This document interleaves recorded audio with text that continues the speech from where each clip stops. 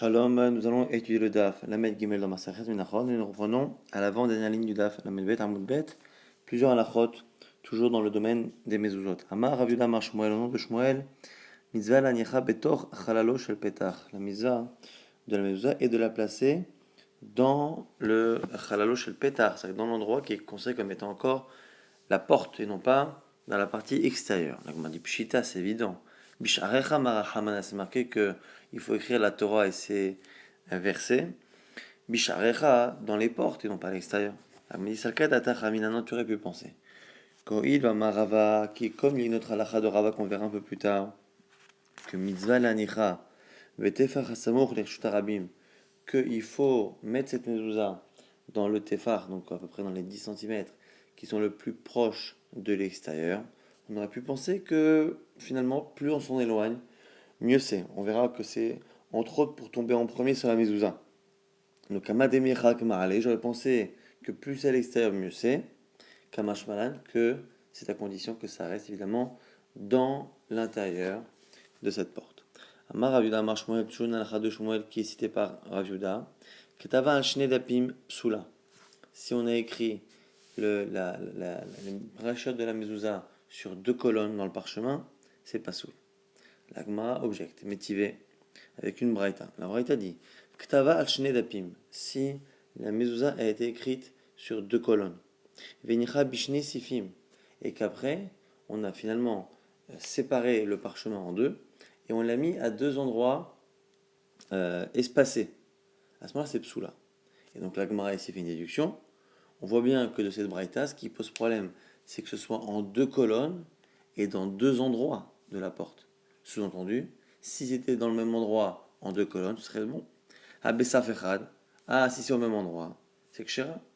La Gemara dit non.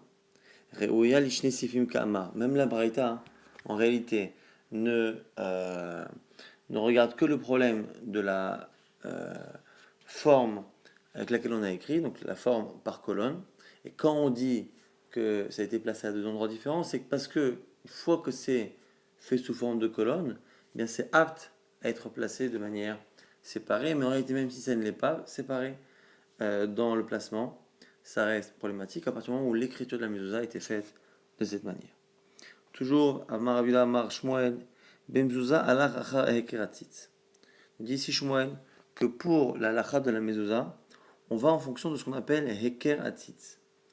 Heker tir, excusez-moi, heker tir, c'est donc le heker, ce qui est visible du tir. Tir, normalement, c'est le gond de la porte. Alors, l'agma dit ma heker tir. Maravada afketa. L'agma nous dit afketa. Afketa, donc c'est l'emplacement que la porte prend lorsqu'elle s'ouvre. La porte a tendance, en s'ouvrant, à utiliser une certaine surface de la pièce dans laquelle cette porte-là s'enfonce. Alors, il m'a dit Chidame.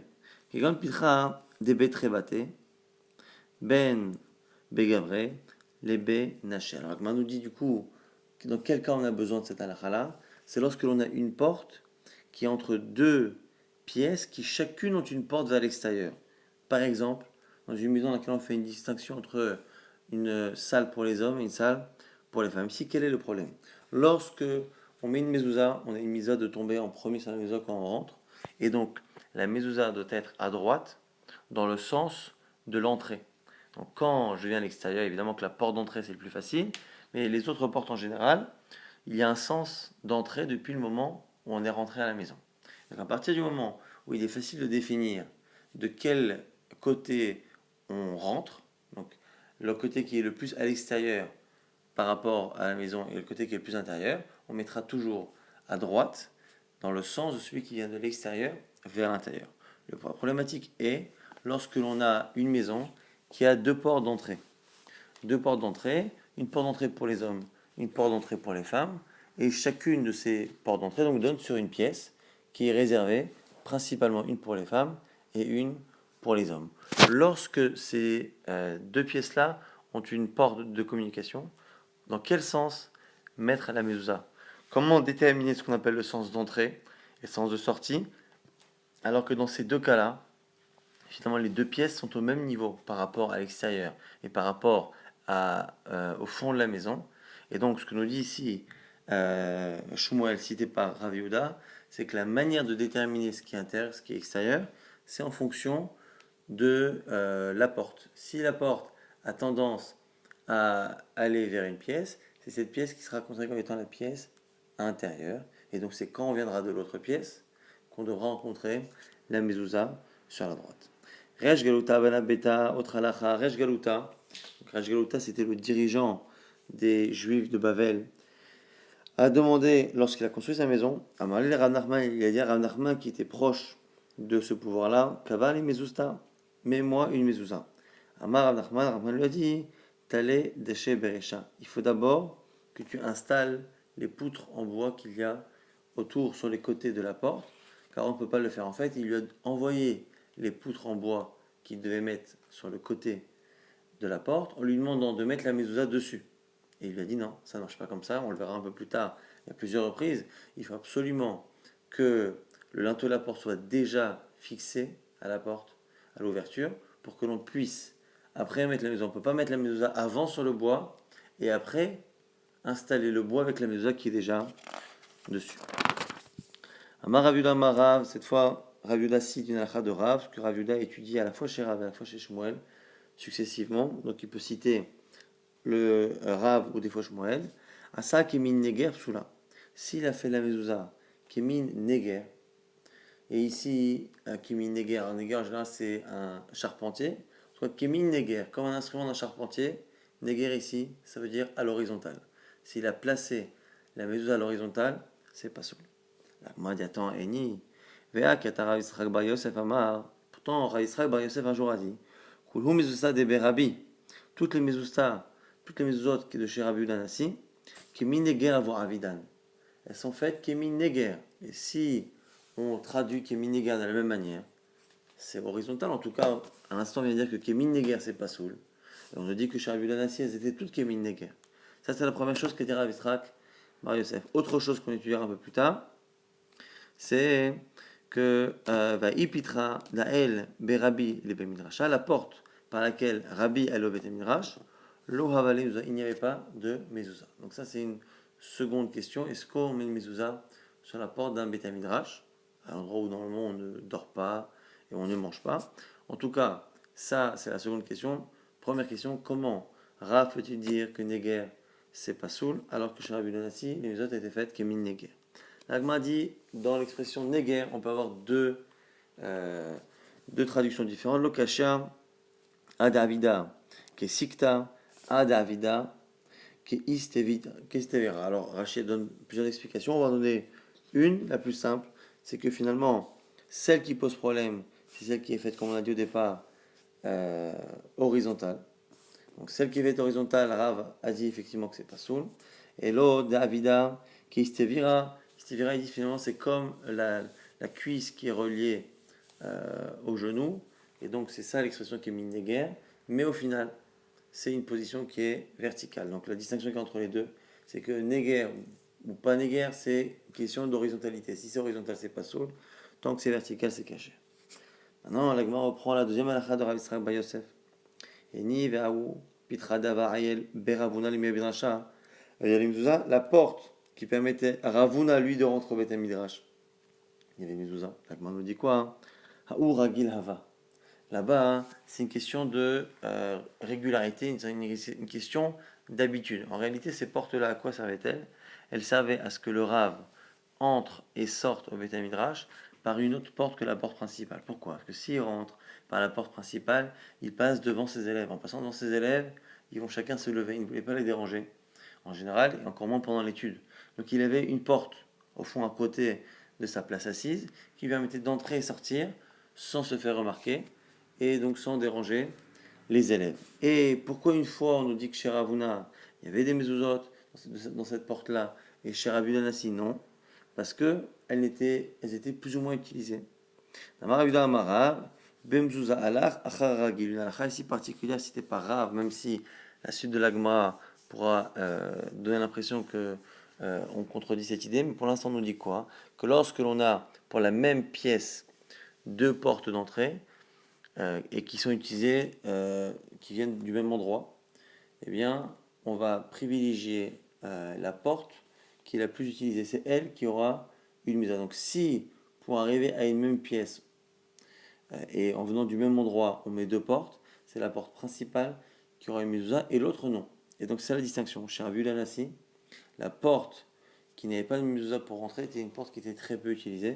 Dans le cas de Rav Huna, elle était utilisée, donc elle méritait une mezouza. Rabbi Zera Marav Matna Amar Shmuel. Une halakha ici citée au nom de Shmuel. Mitzvah l'anicha betrilat shlish ha'elyon.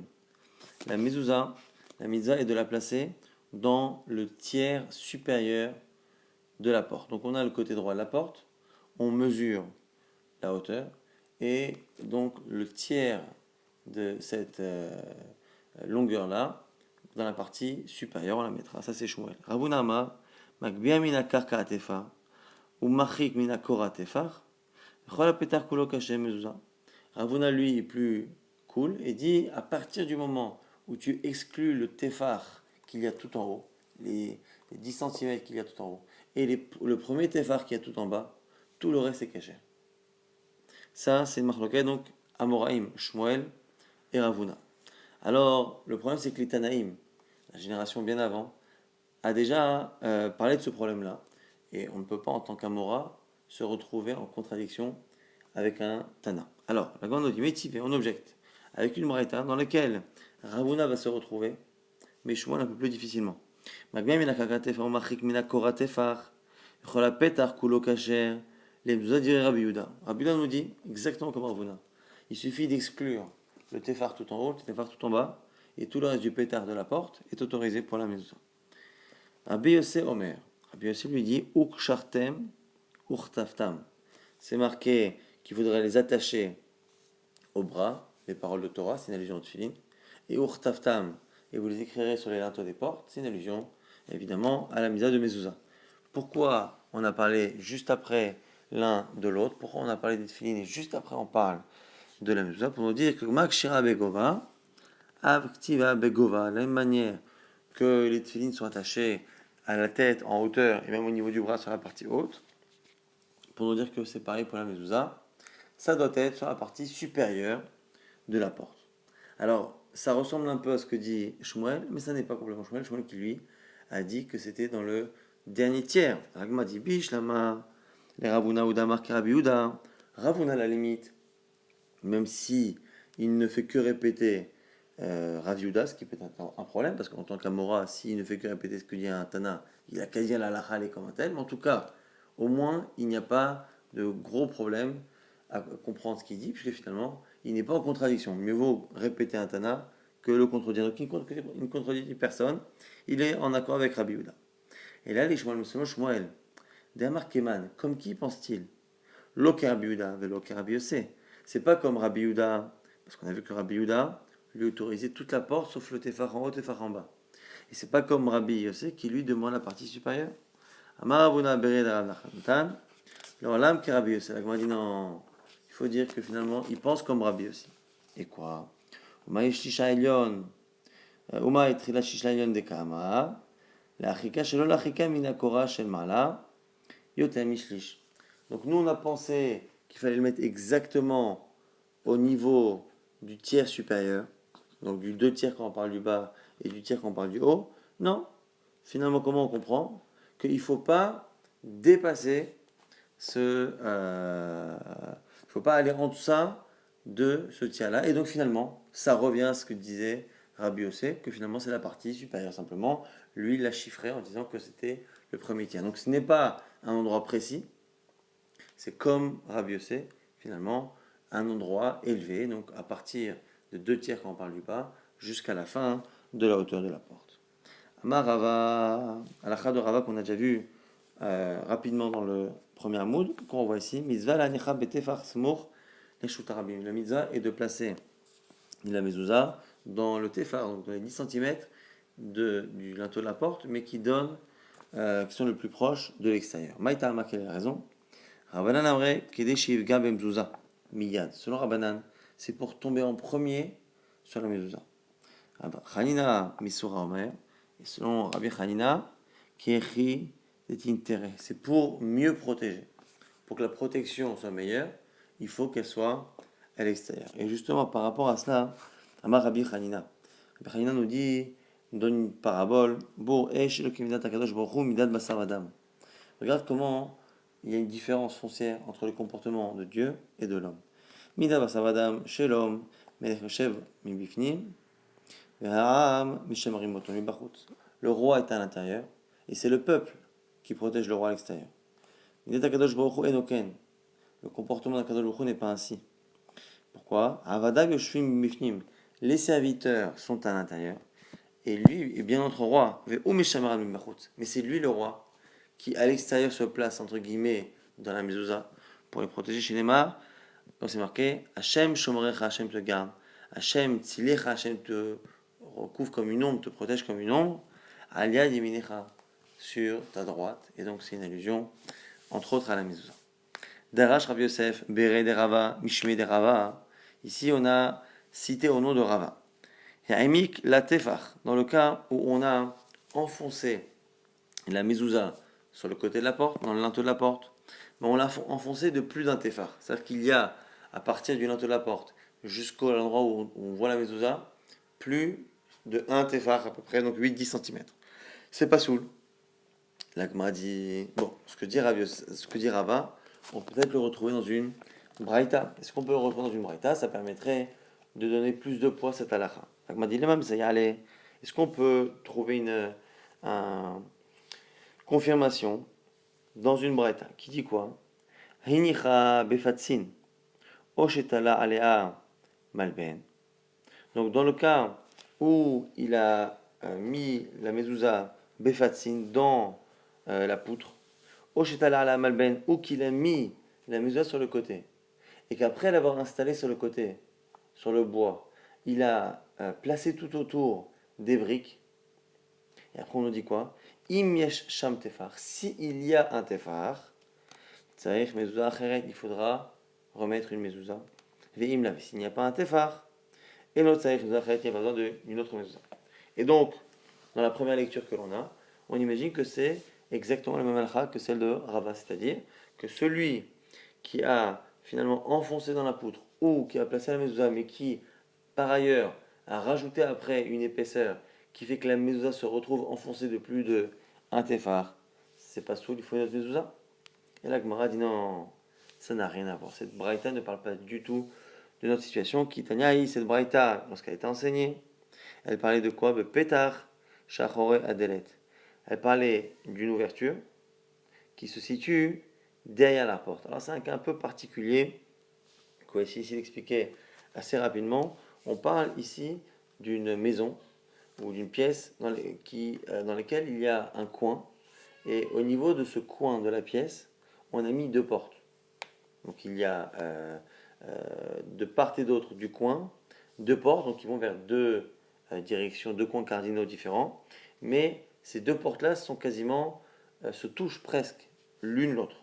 Et tout autour, il y a une sorte d'installation en bois, ce qu'on appelle ici patsine, mais pas ce qu'on est marqué ici, donc Enichab et patsine, Oshtala ale amalben, où il a mis dessus des, des, des, des, des briques. En tout cas, on a ce système-là qui se situe à l'angle d'une pièce, et à l'angle de cette pièce-là, donc on a tout autour du bois au-dessus et sur les côtés de ces portes, et ces 2 portes-là qui presque se touchent. Elles ne se touchent pas, mais presque. Et entre les deux, il y a une petite épaisseur. Et la personne a placé une mezouza, et cette mezouza, elle l'a placée entre les 2 portes, de telle sorte à ce que cette mezouza-là serve à l'une des portes et également à l'autre. Et que nous dit ici cette braïta? C'est que justement, si entre les deux il y a du bois patine ou qu'il y a des briques, et que l'épaisseur de ce bois ou de ces briques est supérieure à 1 tefar, à ce moment-là, on ne pourra pas utiliser une mezouza pour les 2 portes. Il faudra une mezouza acheret. Et donc finalement, cette braïta ne parle pas du tout de l'achra de Rava, qui nous dit que si une mezouza est enfoncée depuis un tefar, elle est Pessoula. Alors l'Agma dit, attends, est-ce que tu es sûr que cette braïta parlait bien de ce cas-là de la double porte? C'est difficile de dire ça, pourquoi? Parce que le problème, c'est que dans cette braïta même, un peu plus tard, on va exactement citer et décrire le cas de la double porte. Et donc, normalement, si on le cite après de manière claire, ça veut dire que tout ce qu'il y avait avant ne parlait pas de ça. On m'a dit, ah ben, il y a katanela, mais c'est clairement mentionné plus tard. Pétard, shachora delet, la porte qui se retrouve derrière une autre porte. Imeshba tefar, ça mezuzah acheret. S'il n'y a plus d'un tefar, il faut une mezuzah. Vim là sinon. Et l'on tzarech mezuzah acheret. L'agma a dit, keitsat katane. Ça arrive souvent dans les braïtot, dans les mishnayot. On a un premier cas et un deuxième cas. Et au lieu de dire que le deuxième cas, qui est clairement cité et décrit, est une preuve que le premier cas était différent, parfois finalement le deuxième cas qui est décrit clairement est une manière en fait d'expliquer le premier cas dont les termes n'étaient pas forcément les plus clairs. Et donc c'est comme ça qu'on peut comprendre cette braïta. Et si c'est ainsi qu'on la comprend, on n'a aucune preuve de ce qu'a dit Rava, en tout cas dans une braïta. Et donc il est possible que finalement le début de cette braïta qui parle de patsine ou de malben et de briques ne parle pas du cas de Rava, c'est-à-dire d'une mezouza qui est enfoncée dans plus d'un tefar, mais finalement d'une situation qui va être clairement définie par la suite, c'est-à-dire le cas de la double porte, séparée par une épaisseur, qui lorsque cette épaisseur est inférieure à un tefar, on pourra utiliser une seule mezouza pour être de part et d'autre des deux portes, sinon il faudra une seconde mezouza.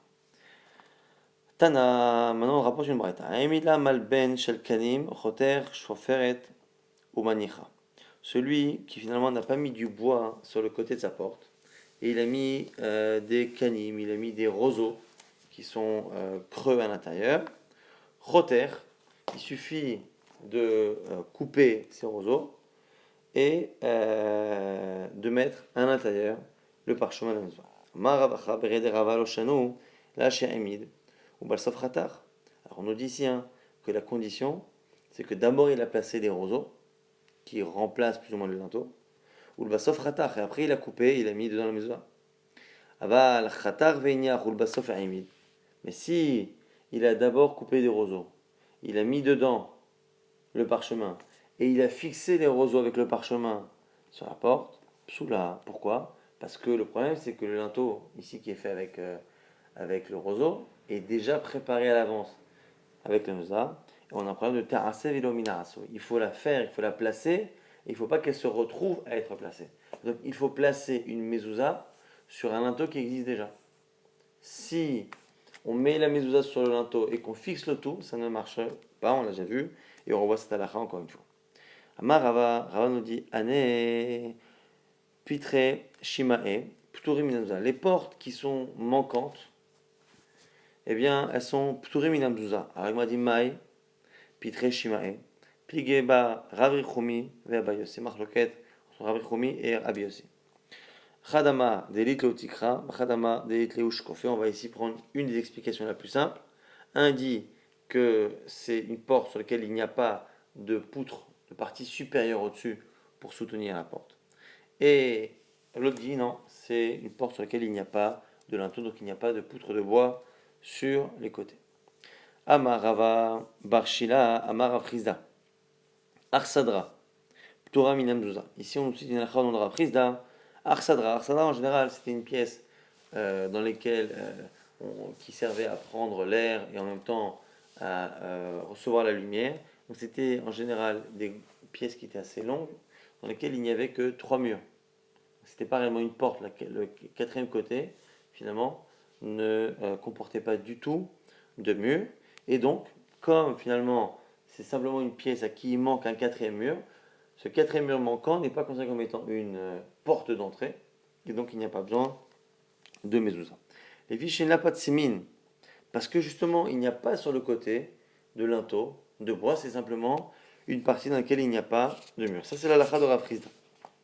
La Gemara dit attends, alors hayesh la pat simine chayab, le fait d'avoir précisé qu'il n'y a pas de mezouza dans une arsadra, parce qu'il n'y a pas de pat simine justement sur les côtés de bois, ça sous-entend que si il y a justement des poutres de bois sur le côté, même si c'est une arsadra, il faudrait une mezouza. Et pourtant, nous dit la Gemara, même lorsqu'il y a des poutres en bois sur les côtés, ce n'est pas parce que c'est une porte, mais c'est souvent pour soutenir la toiture de cette arsadra. Et donc la Gemara ne comprend pas pourquoi une arsadra qui normalement devrait être dispensée parce qu'il n'y a pas de porte du tout, pourquoi on a justifié, Rav Chizda a justifié l'absence de mezouza de l'arsadra du fait qu'il n'y ait pas de structure de bois sur les côtés. Alors qu'on dit la Gemara, structure ou pas, s'il y a une structure, c'est pour soutenir le toit et non pas pour faire une forme de pétard d'entrée et de porte. La Gemara corrige et dit finalement Achikama, c'est ça qu'il a voulu dire. Afalpi sheeshla petzimin ptura, que même s'il y a des poutres en bois, l'arsadra et ptura il y a besoin. Pourquoi? She'en asoyim elalechizuk la tikra, car ces poutres de bois ne servent qu'à renforcer, soutenir la toiture. Amar Abayabai confirme Chazin Aleu Leispele de Debema. J'ai vu un jour l'arsadrot qui avait dans la maison de Rav, Netleu Patsime Velitleu Mezuzata, sur lesquels il y avait sur le côté des poutres en bois, et il n'y avait toujours pas de mezouza, parce qu'il pensait qu'à ça va, les chizou tikra ou d'avide, que ces poutres de bois ne servaient qu'à soutenir la toiture et non pas à faire une porte, et donc pas de mezouza. On objecte métivé, on a une braïta qui dit Bet Sha'ar. Bet Sha'ar, c'était une petite maisonnette qu'on faisait dans des cours pour que le gardien y reste pour surveiller la maison, la résidence. Arsadra, une arsadra, donc ce qu'on vient de dire à l'instant. Oumir Peset, Peset, une sorte de balcon. Chavin Bemzouza. Ces trois choses-là nécessitent une mezouza. Et le problème ici chez nous, c'est l'arsadra. L'arsadra, on a expliqué que quelle que soit la structure, avec ou sans poutre sur les côtés, il n'y a pas de mezouza. Alors on dit ici dans la braïta que oui. On a dit Bersadra de Berav. C'est particulier là-bas. On parle de Arsadra des Berav. Et Arsadra là-bas, des Berav du Beth Midrash, c'est une Arsadra sur laquelle il y avait finalement 4 murs. 4 murs. Simplement, ces murs-là étaient pas très élevés et n'arrivaient pas jusqu'à la toiture. Et donc en fait, la toiture était suspendue par ailleurs. Et donc il y avait de l'air en haut, et c'est pour ça que ça s'appelle une Arsadra au final, comme on va le dire tout de suite. Et donc, cette Arsadra-là, finalement, elle avait 4 murs et des portes. Et donc la porte, à ce moment-là, nécessitait une, on va dire, Arsadra de Beirav, qui n'aura, mais c'est normal. Si c'est une Arsadra comme ça, qui est faite avec 4 murs, c'est comme un cheder, c'est comme une porte, c'est comme une pièce, excusez-moi, c'est comme une pièce. Et donc, c'est évident qu'il y a une mezouza. Donc c'est pas de ça que parle la Baraita, parce que si c'est pour nous dire qu'une pièce a 4 murs, une mezouza, la Gemara dit non. Be'arsadra romita. La Gemara dit non. Finalement, on parle d'une arsadra romita, d'une arsadra romaine. Et cette arsadra romaine, quel est le problème? C'est qu'elle a plusieurs fenêtres. À l'époque, les fenêtres en plus n'étaient pas forcément vitrées, c'était des trous. Et donc, ce sont des arsadrotes avec 4 murs. Mais 4 murs dans lesquels il y a tellement de fenêtres, tellement de trous, qu'on pourrait considérer finalement que ce n'est pas un mur. Et donc, peut-être que si c'est pas des murs, c'est pas une pièce, il faut pas une mezouza. Kamash malan, que oui, il faut une mezouza. On laisse la lacha de Rachava Bar Yehuda pour le date de demain.